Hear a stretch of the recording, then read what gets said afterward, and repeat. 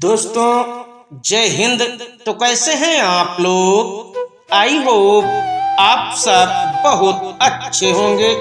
दोस्तों चलिए हम आपको एक कहानी सुनाते हैं। कहानी का शीर्षक है तिरिया से राज छिपे ना छिपाए।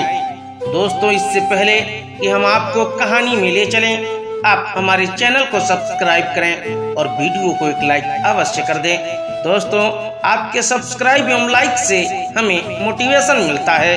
सो चलिए शुरू करते हैं कहानी तिरिया से राज छिपे न छिपाए।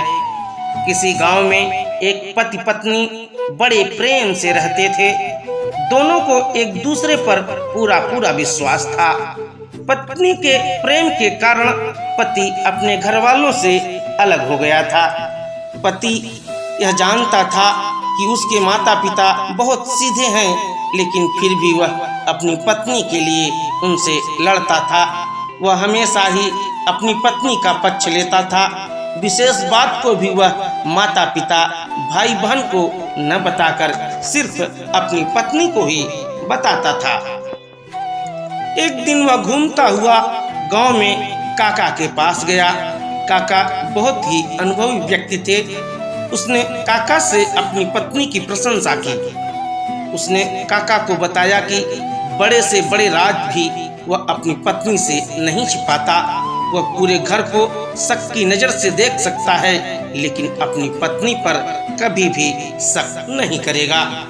उसके चुप होने के बाद काका ने कहा, देखो बेटा, अपनी पत्नी पर जरूरत से ज्यादा विश्वास मत करना, ठीक नहीं है।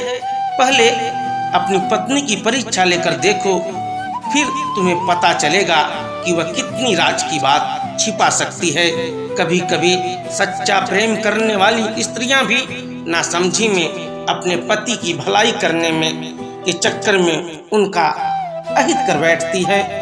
काका की बात सुनकर वह व्याकुल हो गया और उसने अपनी पत्नी की परीक्षा लेने का निश्चय कर लिया। उसने काका की सलाह से एक योजना भी बना ली। एक दिन वह अंगोछे में कटा हुआ तरबूज लेकर आया। उसमें से लाल बूंदें टपक रही थीं। उसने अपनी पत्नी से कहा, आज मैंने एक आदमी का सिर काट दिया। इस बात को राज ही रखना। यदि गांव में यह बात किसी को पता चल गई तो पुलिस मुझे पकड़कर ले जाएगी और मुझे फांसी की सजा मिलेगी।